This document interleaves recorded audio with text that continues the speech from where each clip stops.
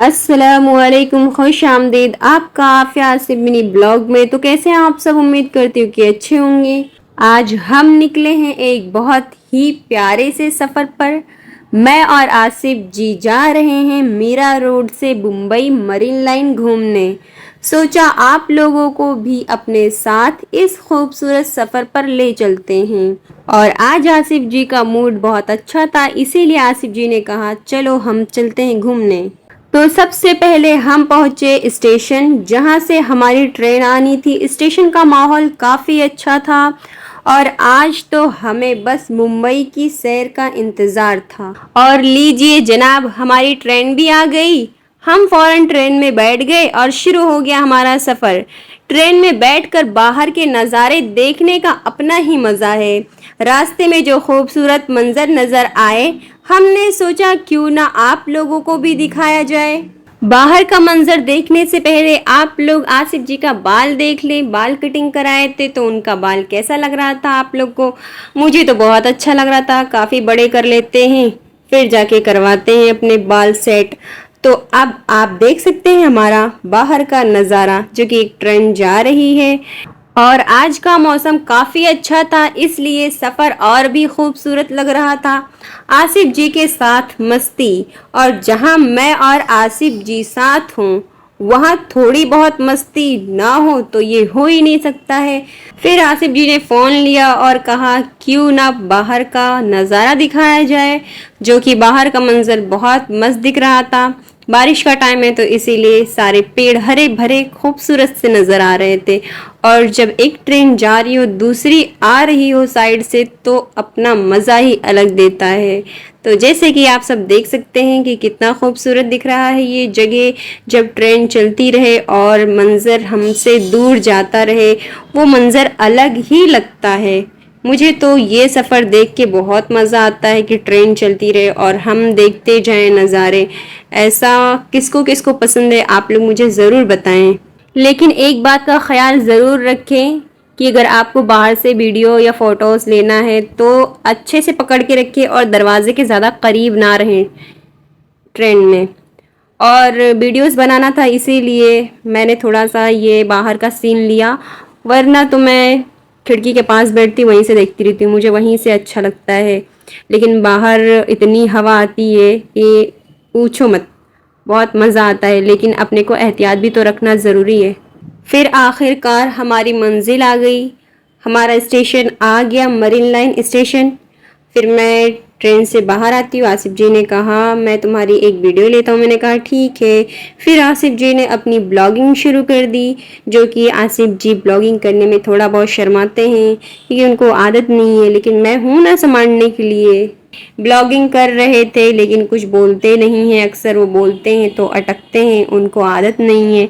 तो इसीलिए वॉइस में डाल देती हूँ बाद में, क्योंकि आसिफ जी को ये सब आदत नहीं है ना, इसीलिए। फिर हम अपनी सीढ़ी चढ़ते हैं। चढ़ने के बाद फिर हमारा आ जाता है मरीन लाइन, जो कि मैं अभी आपको दिखाऊंगी। स्टेशन से बाहर निकलते ही माहौल ही बदल गया और फिर हम सीधा मरीन लाइन यानी पॉइंट की तरफ रवाना हुए। देख लो।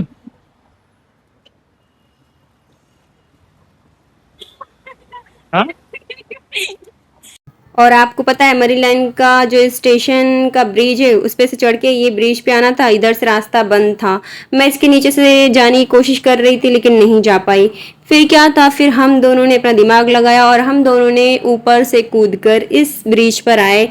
और ऐसा सिर्फ हम लोग ने नहीं किया, बहुत सारी पब्लिक आ रही थी पॉइंट, तो सब ने उसके ऊपर से, दीवार के ऊपर से कूद के ही ब्रिज पर आए। तो हम आ चुके हैं पॉइंट, जो कि आप देख सकते हैं कि अभी हम उतना करीब नहीं पहुंचे, लेकिन मैं आपको करीब से भी दिखाऊंगी कि बहुत अच्छी हवा आती, दिल खुश हो जाता है। और आप लोग को पता है, मुझे ऐसा लग रहा था कि बारिश होनी चाहिए, क्योंकि मुझे पॉइंट पे जब बारिश होता है तो मुझे बहुत अच्छा लगता है नहाने। क्योंकि मैं हर बार आती हूँ जब बारिश होती है, तो मैं आती हूँ यहाँ पे इंजॉय करने। बहुत मज़ा आती है जब बारिश होती है, उसकी लहरें एकदम बाहर आ जाते हैं तो बहुत मज़ा आती है। और जैसे कि मौसम ठंडा था, लेकिन मैं सोच रही थी बारिश हो जाए, लेकिन बारिश नहीं हुई। बारिश हुई भी तो रात में वही 8:30 या 9 बजे तक बारिश हल्की सी आई और फिर चली गई। तो दोस्तों यहाँ आकर वाकई दिल खुश हो गया। खुली हवा, समंदर का नज़ारा और सामने इतना खूबसूरत मंजर। ऐसा लगता है बस कुछ देर यहाँ बैठे रहूं और दुनिया की सारी टेंशन भूल जाऊं।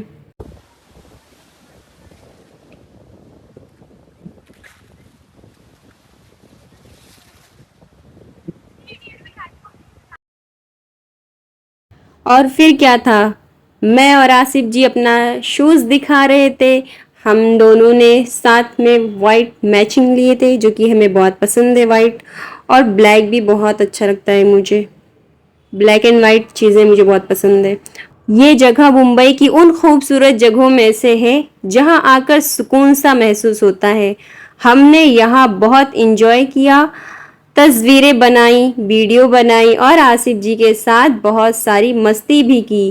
कभी कभी ज़िंदगी में बड़ी खुशी के लिए किसी बड़ी चीज़ की ज़रूरत नहीं होती है, बस अपने किसी प्यारे के साथ थोड़ा सा वक्त, अच्छी जगह और दिल खोल कर हंसना ही काफ़ी होता है। आज का हमारा ये छोटा सा सफ़र वाकई बहुत यादगार रहेगा।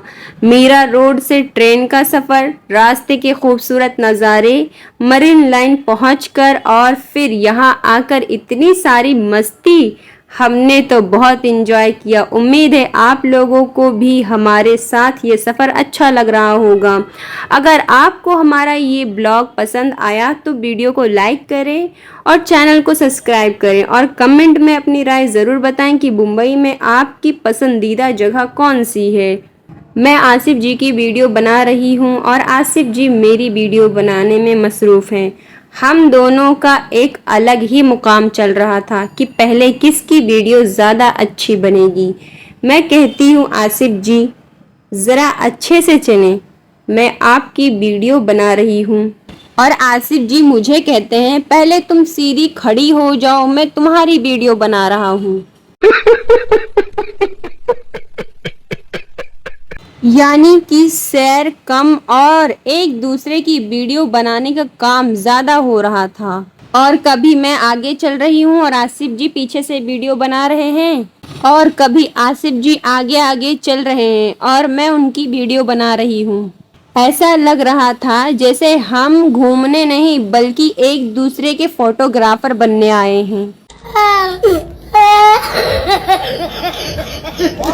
फिर हमारी नज़र पड़ी समंदर की लहरों पर। वाह क्या खूबसूरत मंजर था।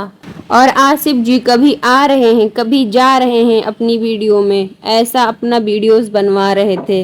लहरें आ रही थी, वापस जा रही थी और हम बस उन्हें देखते ही जा रहे थे। मैंने सोचा इस खूबसूरत मंजर की वीडियो भी बनाई जाए, लेकिन मुझसे तो रहा नहीं गया। मैंने मोबाइल लिया और आसिफ जी की वीडियो बनाने लगी।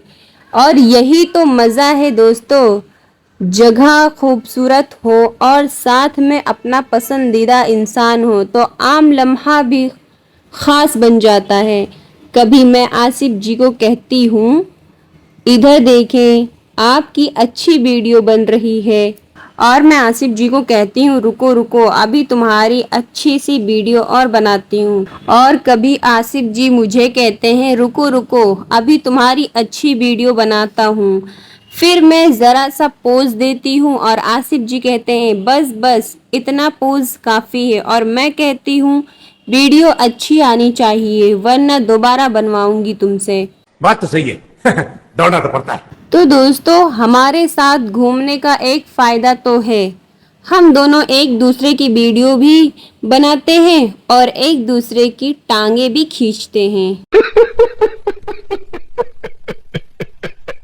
फिर समंदर की लहरों के साथ खड़े होकर कुछ खूबसूरत लम्हे भी रिकॉर्ड किए। हवा चल रही थी, समंदर की आवाज़ें आ रही थी और सामने मुंबई की खूबसूरत रोशन मंजर भी नज़र आ रहा था। वाकई दिल खुश हो गया। और सबसे अच्छी बात तो ये थी कि हम सिर्फ जगह को एंजॉय नहीं कर रहे थे बल्कि इन लम्हों को भी अपने कैमरे में महफूज कर रहे थे, क्योंकि जगह तो दोबारा आ सकती हैं लेकिन जो लम्हा गुजर गया वो दोबारा वापस नहीं आता। इसीलिए हम कोशिश करते हैं कि जहाँ भी जाएं थोड़ा एंजॉय करें थोड़ा हंसें, थोड़ी मस्ती करें और कुछ खूबसूरत यादें अपने साथ लेकर वापस आएं। समंदर का हर लहर हर बार खूबसूरती से आता है। और हाँ, एक बात तो माननी पड़ेगी, आसिफ जी मेरी वीडियो कितनी भी अच्छी बना लें, मैं उनकी वीडियो बनाने में फिर भी खुद को ज़्यादा प्रोफेशनल समझती हूँ। आसिफ जी बुरा नहीं मानना। और आसिफ जी कहेंगे ये सिर्फ ब्लॉग में बोल रही हो, घर पर भी यही बात कहकर दिखाना।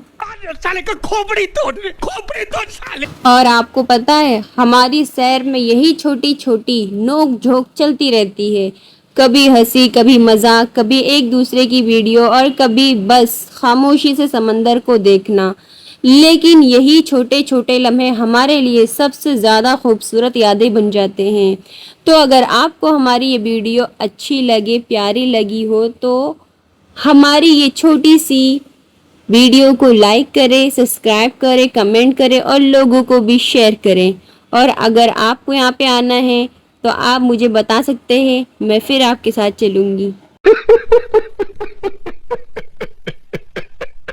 और आपको पता है समंदर की लहरों के साथ यहाँ एक और खूबसूरत दिलचस्प मंजर नज़र आया। जब हम यहाँ इन पत्थरों की तरफ देखा तो पता चला कि यहाँ तो केकड़ों की पूरी दुनिया आबाद है। जैसे ही समंदर की लहरें आती ये छोटे छोटे केकड़े पत्थरों के ऊपर आ जाते और अपना खाना ढूंढने लगते। और आसिफ जी केकड़े को ऐसे देख रहे थे जैसे कि उनका दिल चाह रहा हो कि एक मुझे मिल जाता तो मजा आ जाता। और सबसे प्यारी बात ये थी कि लहरें आती पत्थरों से टकराते और उनके दरमियान ये नन्हे नन्हे केकड़े अपनी दुनिया में मसरूफ थे। कुदरत की ये खूबसूरती भी अजीब थी ना। हम यहाँ समंदर की लहरों को देखकर खुश हो रहे थे और ये छोटे छोटे केकड़े उन्हीं लहरों के दरमियान अपनी ज़िंदगी गुजार रहे थे। वाकई अल्लाह ताला ने अपनी मखलूक में कितनी खूबसूरती रखी है। हम इंसान बड़े बड़े नज़ारों में खूबसूरती ढूंढते रहते हैं, लेकिन कभी कभी एक छोटा सा केकड़ा, समंदर की एक लहर और एक पत्थर भी दिल को खुश कर देता है। बस फिर मैंने सोचा आज की मरीन लाइन की सैर में इंसानों के साथ केकड़ों की भी वीडियो बनाती हूँ। इतने सारे केकड़े देखकर मुझे लगा कि आज तो मेरे ब्लॉग में सिर्फ इंसान ही सैर करने नहीं आए, ये सारे केकड़े भी अपनी शाम एंजॉय करने लगे हैं। कोई एक पत्थर पर बैठा है, कोई दूसरे पत्थर पर और कुछ तो ऐसे आराम कर रहे हैं जैसे समंदर के किनारे इनका अपना रेस्टोरेंट खुला हो। और मुझे तो लग रहा था कि जैसे ये सब भी शाम की सैर पर निकले हों। अब यहाँ एक सवाल आप लोगों से है कि आप में से कौन कौन केकड़ा खाता है, कमेंट में ज़रूर बताएं। और एक बात मुझे बताएं, क्या आपने कभी केकड़े को इस तरह पत्थर के ऊपर बैठकर कुछ खाते हुए देखा है? क्योंकि मैंने तो पहली बार इतने करीब से ये मंजर देखा है। मैं तो काफ़ी देर तक इनकी वीडियो बनाती रही, लेकिन केकड़ा इधर जा रहा है, उधर जा रहा है, कभी इधर कभी उधर, और कुछ तो ऐसे आराम से बैठे थे जैसे उन्हें दुनिया की कोई फिक्र ही नहीं थी। और मैंने आसिफ जी से कहा, आसिफ जी देखिए यहाँ तो केकड़ों का भी डिनर चल रहा है। आसिफ जी ने कहा कोई बात नहीं, आपका डिनर नहीं होगा। समंदर की लहरें अपनी जगह खूबसूरत हैं, पत्थरों का मंजर अपनी जगह खूबसूरत है, लेकिन इन पत्थरों के दरमियान ये नन्हे नन्हे केकड़े देखकर मंजर और भी दिलचस्प हो गया। और दोस्तों मैं आप सबके कमेंट का इंतज़ार करूंगी कि कौन कौन केकड़ा खाता है और कौन कौन नहीं खाता है। और सबसे अहम बात यह है कि क्या आपने कभी केकड़े को पत्थर के ऊपर इस तरह कुछ खाते हुए देखा है? अगर देखा है तो कमेंट में ज़रूर बताइएगा कि आपने ये मंज़र कहाँ देखा है। और अगर नहीं देखा है तो आज हमारी ये वीडियो में देख लीजिए। मुझे तो आज की मरीन लाइन की सैर में समंदर, लहरें और आसिफ जी की मस्ती और इन केकड़ों ने पूरा माहौल ही यादगार बना दिया। अब चलते हैं आगे, देखते हैं। और आसिफ जी की रफ्तार से पता चल रहा है आज या तो आसमान नीचे आएगा या आसिफ जी ऊपर जाएंगे। आसिफ जी ऐसे दौड़ रहे हैं जैसे बादलों ने इनसे कहा हो आसिफ भाई जल्दी आओ चाय ठंडी हो रही है। और आप लोग को पता है मैं मरीन ड्राइव पर बड़े सुकून से बड़े स्टाइल के साथ स्लो मोशन में चल रही हूँ।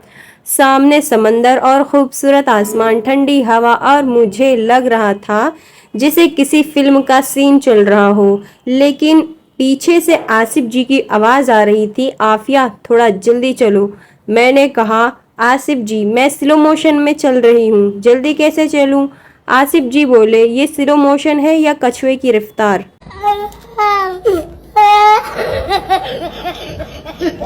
और आसिफ जी शायद दिल में ये सोच रहे होंगे मैं तो घूमने के लिए निकला था, ये तो एक ही जगह पहुंचने में पूरा दिन लगा देगी। लेकिन मुझे तो बस अपनी वीडियो की फिक्र थी। कभी समंदर की तरफ देख रही हूँ, कभी आसमान की तरफ और कभी दुपट्टा ठीक कर रही हूँ क्योंकि हवा बहुत तेज चल रही थी। और आसिफ जी पीछे से बोल रहे थे आफिया बस करो, आगे भी चलना है। मैंने कहा पहले अच्छी वीडियो बनाने दो, घर तो रात को भी पहुंच जाएंगे। कैसे कैसे लोग रहते हैं यार यहाँ पर। साला तुमको पागल कुत्ते का गाड़ी उठा के ले जाएगा बता रहे हैं हम। तुम पागल कुत्ते की बात कर रहे हो, मैं सोच रही हूँ आसिफ जी को म्युनिसिपालिटी उठा ले जाए। और अभी हम जा रहे हैं चौपाटी।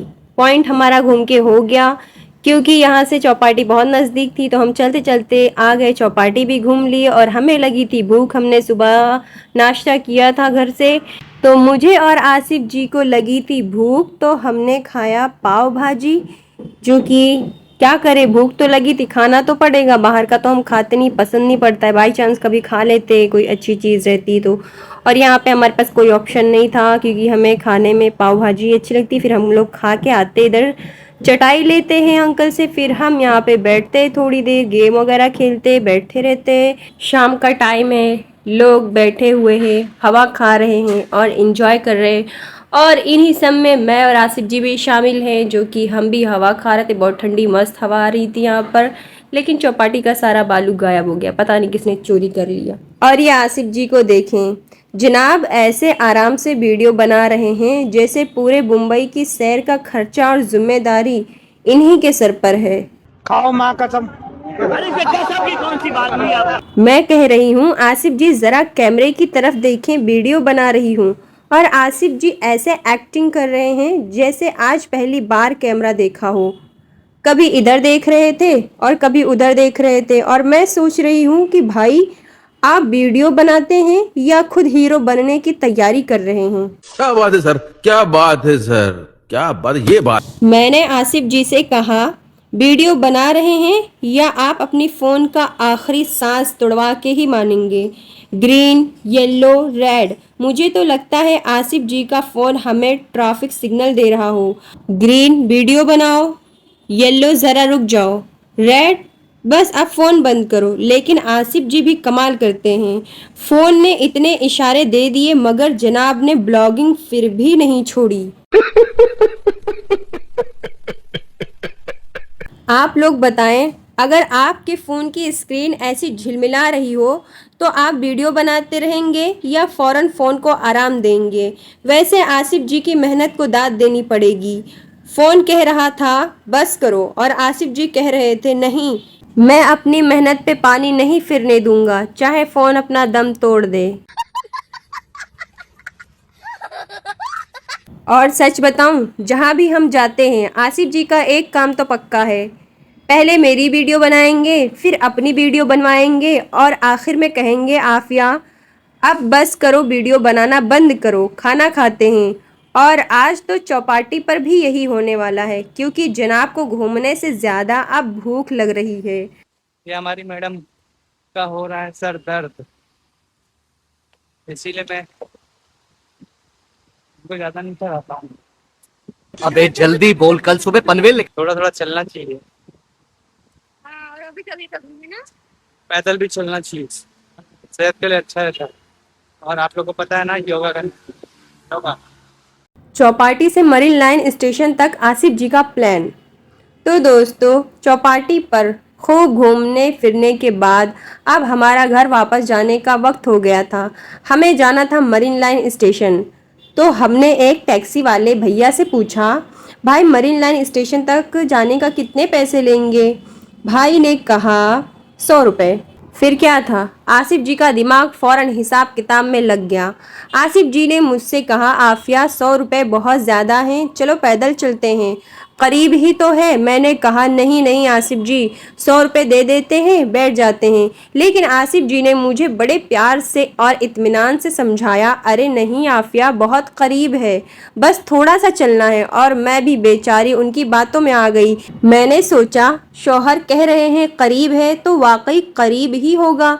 इतने में हमने एक दूसरे टैक्सी वाले भैया से पूछा, भैया मरीन लाइन स्टेशन जाना है, कितनी दूर है? वो बोले, अरे आप लोग टैक्सी क्यों कर रहे हैं?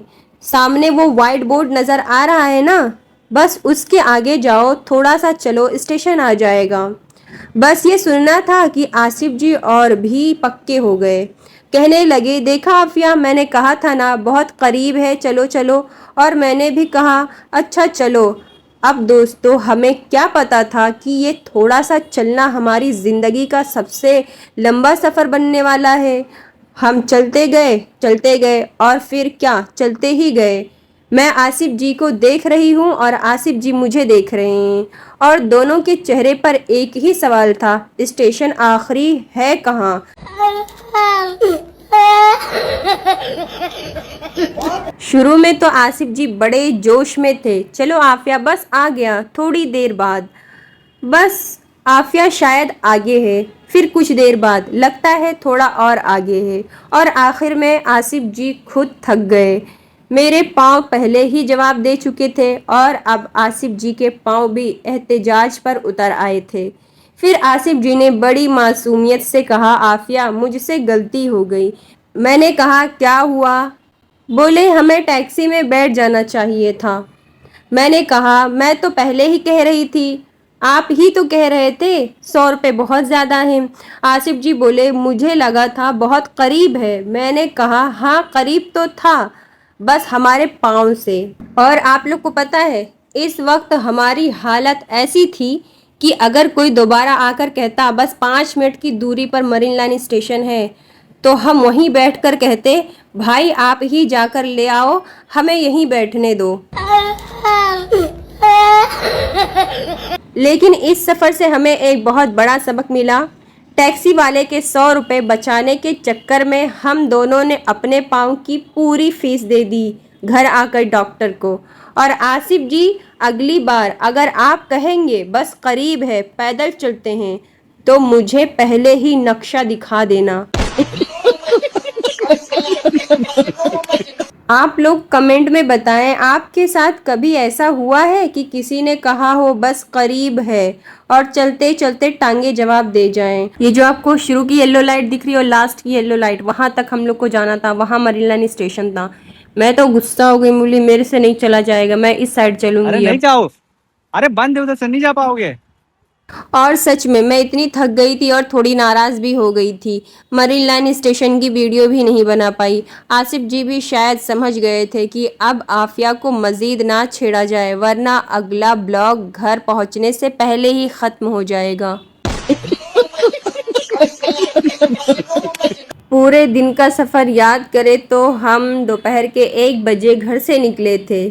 ट्रेन का सफ़र किया, रास्ते के खूबसूरत नज़ारे दिखाए, मरीन लाइन घूमे, समंदर की लहरें देखे, केकड़ों की वीडियो बनाई, खूबसूरत तस्वीरें और वीडियोस बनाए, और फिर पैदल चलने का मिशन भी मुकम्मल किया। और रास्ते में थोड़ी बहुत परेशानी भी हुई, कभी थकन, कभी रास्ता, कभी टैक्सी का मसला। लेकिन सबसे अच्छी बात ये रही कि हमने हर छोटी सी मुश्किल को हंसते मुस्कुराते हुए गुजार दिए।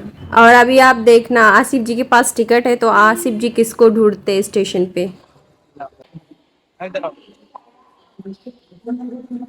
ये किसी इधर है। क्यों टीसी को ढूंढ रहे हो? बस टिकट है उसको चले अटकट सारे काम अंदर ध्यान में बिना टिकट के लोग आते कौन? लोग। अभी हम लोग टिकट नहीं लिए होते तो पकड़ता ना। वही तो बोल रहा हूँ, जब लेते तो क्या इधर देखो। वो देखो डॉल हाँ? डॉल। और आपको तो पता होगा कि सफ़र में सब कुछ हमेशा प्लान के मुताबिक हो ये ज़रूरी नहीं। कभी रास्ता लंबा हो जाता है, कभी थकन हो जाती है, कभी कोई छोटी सी परेशानी आ जाती है, लेकिन अगर साथ अच्छा हो तो वही परेशानी बाद में एक खूबसूरत याद बन जाती है। और हमारे साथ भी कुछ ऐसा ही हुआ। आखिरकार हम पहुंच गए मीरा रोड स्टेशन। ट्रेन से उतरते ही मैंने सोचा अल्हम्दुलिल्लाह घर तो नहीं पहुँचे, लेकिन मेरा रोड तो आ गया। और पता है, लेकिन जनाब पेट ने कहा घर जाने से पहले हमारा भी कुछ इंतज़ाम कर दें। और आप लोग को पता है हम लोग को भूख लगी थी, और पूरे दिन के सफ़र के बाद जो खाना सामने आया ना, इस वक्त वही खाना हमें किसी 5 स्टार होटल से कम नहीं लग रहा था। हमने आराम से खाना खाया, थोड़ी देर बैठे और फिर आखिरकार घर की तरफ रवाना हो गए।